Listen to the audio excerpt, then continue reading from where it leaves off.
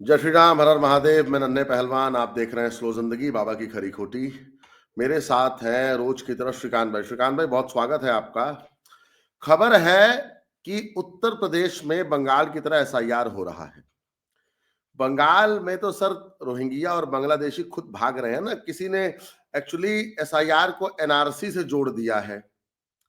अब ये काम जिस भी अच्छे व्यक्ति ने किया उसके लिए मैं हाथ जोड़ूंगा कि बहुत अच्छा काम किया उस आदमी ने। ये भ्रम ममता बनर्जी है ममता सर। बनर्जी सर लेकिन उत्तर प्रदेश में ना बाबा जी खोज खोज के घुसपैठियों को चिन्हित कर रहे हैं, और इसमें बीएलओ का साथ दे रही है हमारी उत्तर प्रदेश की पुलिस और सीबीसीआईडी। और बाबा जी ने एक बात एकदम स्पष्ट कर दी है कि उत्तर प्रदेश में एक भी अवैध घुसपैठिया बांग्लादेशी रोहिंग्या चाहे वो कोई हो, वो नहीं रहेगा।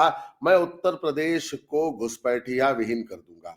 लेकिन सर इस जांच में ना एक और एंगल निकल के आ रहा है जिसमें बाबा जी बहुत दिनों से काम कर रहे थे। संभल के बाद से बाबा जी ने बॉर्डर एरिया के साथ साथ अब तो उत्तर प्रदेश के हर तहसील में कितने मदरसे हैं, कितनी मजारें हैं, कितनी मस्जिदें हैं, कितनी वैध है, कितनी अवैध है, सबका डेटा कंपाइल कर लिया है और कर रहे हैं।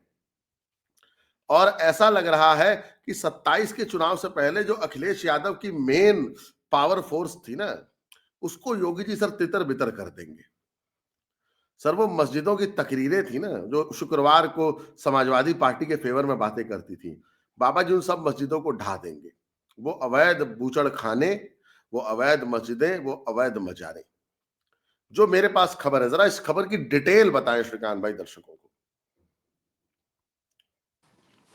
आपको तमाम दर्शकों को जय श्री राम।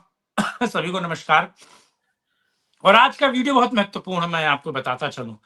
दरअसल हमने कल एक वीडियो बनाया था जिसमें बताया था कि किस तरीके से इलाहाबाद हाईकोर्ट ने हंटर दे दिया है योगी आदित्यनाथ को, बुलडोजर चलाने की चाबी दे दी है कि बाबा को जितना बुलडोजर चलाना है, जितना हाँकना उतना हाँको। और जो आप मतलब एक तरीके से खुली छूट थी। और एसआईआर तो उत्तर प्रदेश में चली रही। और आपको याद है इससे पहले हमने और आपने एक खबर बताई थी कि किस तरीके से जो उत्तर प्रदेश के ऐसे क्षेत्र हैं, यानी कि जो नेपाल सीमा से मिले हुए हैं, वहां पर कैसे अवैध मदरसे, मस्जिदें और ईदगाह, और खास तौर से जो बांग्लादेशी वहां आकर बसे हैं, रोहिंग्या आकर बसे हैं, उन पर एसटीएफ को यह काम दिया गया था।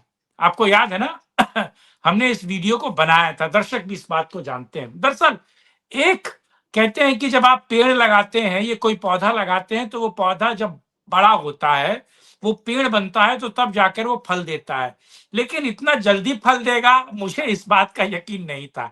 जितना जल्दी उत्तर प्रदेश में वो पौधा, यानी कि एंटी घुसपैठी, एंटी बांग्लादेशी, एंटी रोहिंग्या और वो जो भारत विरोधी हैं, उनके शिनाख्त करना, और गोल टोपी की एक तरीके से कहां कहां वो उत्तर प्रदेश में बवाल मचा रहे हैं, इसकी शिनाख्त करने का जो काम था, जो बाबा योगी आदित्यनाथ ने शुरू किया, अब वो निकल गया। अब मैं आपको एक खबर बताता हूं।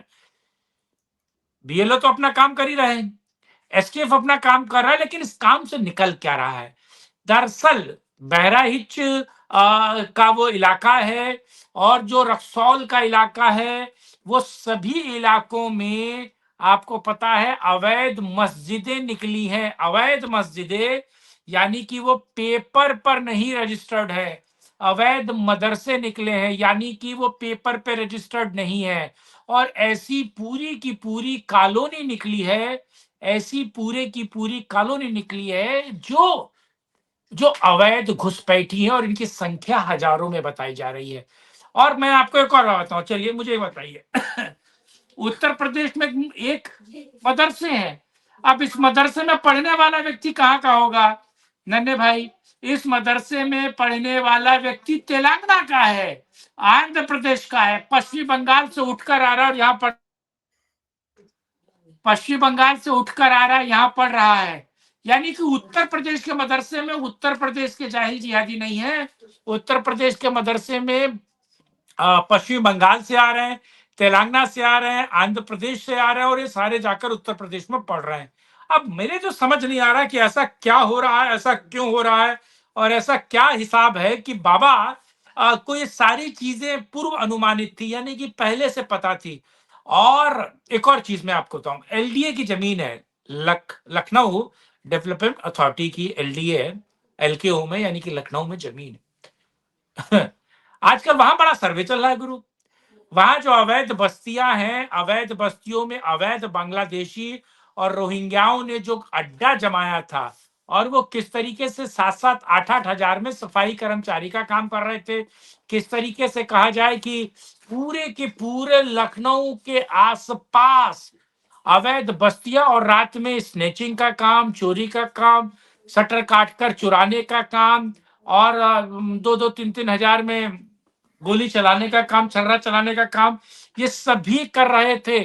और अब जांच में इसकी इन सारी चीजों की पुष्टि होती है। मुझे अ, रामायण का एक श्लोक याद आता है, जिसमें भगवान राम इस बात को कहते हैं कि जब तक इस पूरे पृथ्वी को एक तरीके से कहा जाए कि दुराचारी और राक्षसों से समूल नाश नहीं कर दे, वो प्रतिज्ञा, राम की प्रतिज्ञा है, वो कहते हैं कि जब तक मैं इस पूरी पृथ्वी से समूल राक्षसों का नाश ना कर दूं, तब तक मैं दशरथ पुत्र रघुकुल का व्यक्ति मैं अब नहीं बैठूंगा। रावण के वध से पहले ये प्रतिज्ञा करते हैं। और ऐसी ही प्रतिज्ञा मुझे लगता है बाबा योगी आदित्यनाथ ने कर दी है, और वो सच्चे राम सेवी भी हैं, इसमें कोई दो राय नहीं है। उन्होंने कहा कि उत्तर प्रदेश से जितने भी अवैध बांग्लादेशी और रोहिंग्या है, जो गोल टोपी है, अगर मैं उनका समूल नाश ना कर दूं, उनको उत्तर प्रदेश की धरती धरा से, पावन धरती जहां भगवान श्री कृष्ण ने जन्म लिया, जहां जो मर्यादा पुरुषोत्तम भगवान श्री राम की जन्मस्थली है, जहां बाबा महादेव काशी विश्वनाथ स्वयं विराजते हैं, जहां कहा जाता है कि सृष्टि का अपना दुर्भाव हुआ, जिस बनारस में ब्रह्मा ने स्वयं बैठकर सृष्टि की रचना की। आप समझिए, इस पूरी धरती को निशाचरों से, मलेच्छों से, और बहुत हद तक मैं कहूं गोलटोपियों से, इतने अवैध हैं, ठीक है, ठीक है, लालच और उस सारी चीजों से तो सलवार पहनने वाले ठीक है, उनको छोड़िए। कुछ समाजवादी पार्टी के पास भी तो होना चाहिए, नहीं तो विपक्ष कैसे बनेगा।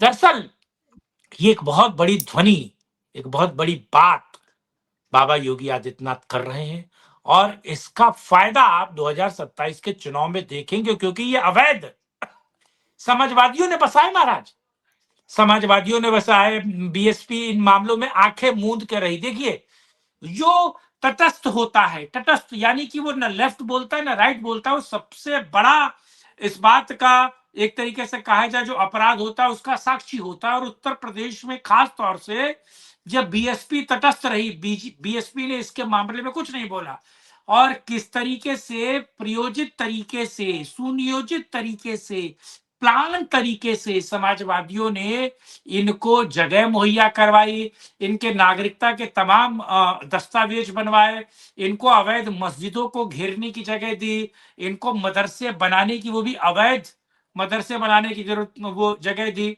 अब बड़ा सोशल मीडिया पर वो बाइट्स घूम रही है, जब रिपोर्टर उनसे पूछ रहा है कि तुम कहां से आए हो, वो बोल रहा है आसाम से, एक बोल रहा है पश्चिम बंगाल से, लेकिन आसाम वाले की असमिया नहीं है, वो असमिया नहीं बोल पा रहा महाराज, वो कौन से आसाम से है। और जो दूसरा दूसरा जो है बंगाली बोल रहा है, ठीक है, उसकी जो बंगाली वो ढाका की है, बांग्लादेश की वो बंगाली है। आप सोचिए, वो कलकत्ता की, मुर्शिदाबाद की, 24 परगना की, दार्जिलिंग के आसपास कहीं की बंगला नहीं है, वो बांग्ला कौन सी है, ढाका की। तो अब इनका समूल नाश बाबा योगी आदित्यनाथ कर रहे हैं, और हमें बस इंतजार करना चाहिए कि वो सुखद क्षण, वो पल, वो समय भी हम लोग देखेंगे। जी।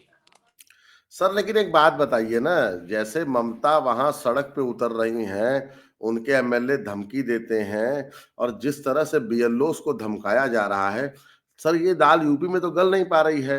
अखिलेश भैया मुखर भी बहुत हैं। अब आजकल उत्तर प्रदेश में बवाल चला हुआ है, वो कफ सिरप वाला जो मामला है, उसकी तार लोग जोड़ रहे हैं जौनपुर के एक पूर्व सांसद से और उनके कुछ खास लोगों से, और जौनपुर के उन सांसद के तार लोग जोड़ रहे हैं योगी आदित्यनाथ से। तो अखिलेश सरकार के पास कोई मुद्दा नहीं है ना, तो सर तो क्या वो 1500 या 100 10-20 करोड़ की तस्करी के मामलों को जोड़ रहे हैं योगी जी को घेरने के लिए। कोई मुद्दा तो मिल नहीं रहा है। और यहाँ तो बीएलओ मैंने अपने गांव में देखा है, अपने गांव में ही हूँ सर, यहाँ बीएलओ बहुत अच्छा काम कर रहा है। मेरे गांव का बीएलओ एक लड़का यादव है, शिवम यादव नाम है उसका, लेकिन सर बहुत अच्छा है।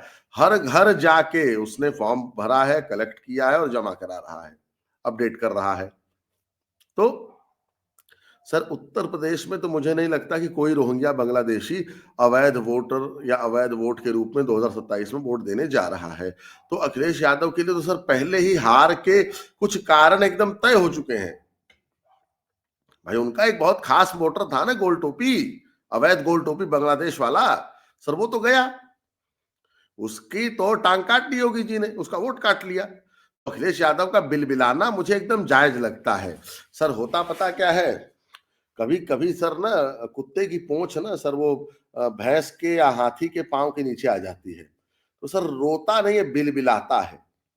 तो अखिलेश यादव आज मुझे वही टॉमी दिख रहा है जो बिलबिला रहा है, मिमिया रहा है, चिचड़ रहा है, क्योंकि उसको पता है कि सब वोट मेरा कट रहा है। और सर बिहार ने इनको डरा दिया है। एक और खबर है, कैराना से एक सांसद महोदया हैं, ऐसा सुनने में आ रहा सर उनको डिप्टी सीएम, मतलब मुसलमान वोट को अपनी तरफ करने के लिए कैराना की उस सांसद को, महिला सांसद को as a deputy CM project करेंगे। सर आजम खान फिर कहां जाएंगे? सर आजम खान के साथ सरेआम नाइंसाफी हो रही है उत्तर प्रदेश में, और मैं आजम खान, भाई आजम खान के साथ हूं इस मामले में। हमारे शहीद भाई अतीक, शहीद भाई मुख्तार, शहीद भाई मुन्ना बजरंगी और पश्चिमांचल के कितने शहीदों ने समाजवादी पार्टी के लिए सर अपना बलिदान दिया है। तो सर उन शहीदों की सर बेइज्जती कर रहे हैं, तौहीन है ये आजम खान की। और उधर योगी जी में अश्वमेध यज्ञ के बाद उस घोड़े के पीछे चलते हुए पूरे उत्तर प्रदेश में एकदम रौंद रहे हैं। अब अवैध बांग्लादेशियों को निपटा रहे हैं, पहले संभल निपटाए, मौलाना तौकीर रजा निपटा दिए, पूरा कैराना निपटा दिए, पूरा बरेली निपटा दिए। 22 बार तौकीर रजा की जमानत कोर्ट में गई है, 22 बार खारिज हुई। प्लीज हाँ भाई। तो बता तो रहा हूं ना सर, सबको निपटा दिए। तो योगी बाबा की तो जय है सर, इस वक्त योगी बाबा एकदम मूड में चल रहे हैं। तो सर कोई अगर आखिरी आपका रिमार्क हो तो करें, और फिर क्लोजिंग रिमार्क आप ही कर दें। जी देखिए, क्लोजिंग रिमार्क में यही कहूंगा कि मैं बाकी उत्तर प्रदेश की जनता, उत्तर प्रदेश के दर्शकों से ये अनुरोध करूंगा कि अगर आपके घर बीएलओ आए हैं, आपका फॉर्म उन्होंने आपको दिया है, आप उस फॉर्म को भरिए। अगर बीएलओ नहीं आए हैं और वो फॉर्म आपको नहीं मिला, तो जल्दी से जल्दी उस फॉर्म को आप वापस लीजिए, ठीक है, और उसको भरिए और उसको सबमिट कराइए। और जो भी दस्तावेज मांगे गए हैं, उन सभी दस्तावेजों को उसमें फिल करके सबमिट कीजिए। और ये बहुत महत्वपूर्ण है, ये बहुत जरूरी है। और सबसे ज्यादा जरूरी मैं अगर इस बात को कहूं कि कहीं ना कहीं ऐसी चीजें, और आप अगर अपनी वोट को लेकर जागृत हैं, और अगर आप लगातार वोटर बने रहना चाहते हैं, हिंदुत्व के यज्ञ में आहुति देना चाहते हैं अपने वोट की, तो सचेत होइए, समृद्ध होइए। और सबसे महत्वपूर्ण है कि शत्रु बोध का आपको ज्ञान होना चाहिए। फाइनली बात मेरा यही है, और मैं क्लोजिंग कर देता हूं। नहीं आज के मैं लिए इतना जीवन ही, भाई लेकिन हाँ। बस हाँ। एक चीज ऐड कर दूं कि अगर आपने अपना फॉर्म एसआईआर वाला भर दिया है तो अपने आस पड़ोस के लोगों का भरवाइए, अगर आपके पास समय है। नहीं है तो समय निकालिए। 2027 का चुनाव आपके और मेरे और हमारे आने वाले भविष्य का सर्व डिसाइडिंग पॉइंट होने जा रहा है। अगर अखिलेश यादव उत्तर प्रदेश में आ गया और राहुल गांधी 29 में अगर केंद्र में आ गया, तो सनातन के समूल विनाश को कोई रोक नहीं पाएगा, कोई शक्ति रोक नहीं पाएगी। तो अगर अखिलेश और इन गोल टोपियों, इन जिहादियों से देश को बचाना है, अल-फलाह जैसे आतंकियों से देश को बचाना है, तो एसआईआर का वो फॉर्म भरिए, फर्जी वोटरों को चिन्हित कराइए, अपने बीएलओ को बताइए और आस पड़ोस के लोगों को जागरूक करिए। जी श्रीकांत भाई। आज के लिए इतना ही। अगर आप इस वीडियो को अंत तक देख रहे हैं तो वीडियो को लाइक शेयर, चैनल को सब्सक्राइब करें, कमेंट बॉक्स में अपनी राय रखना बिल्कुल मत भूलिए। और अगर आप हमें सपोर्ट करना चाहते हैं तो नीचे चलते हुए नंबरों पे आप सपोर्ट कर सकते हैं, और जो क्यूआर कोड आपको आपके राइट पे दिख रहा है, फ्रंट पे टॉप पे, आप उसको भी स्कैन कर सकते हैं। आज के लिए इतना ही, और किसी और वीडियो में राष्ट्रहित में तब तक करेंगे और चर्चा। तब तक के लिए जय हिंद, जय भारत, वंदे मातरम, नमस्कार, जय श्री राम।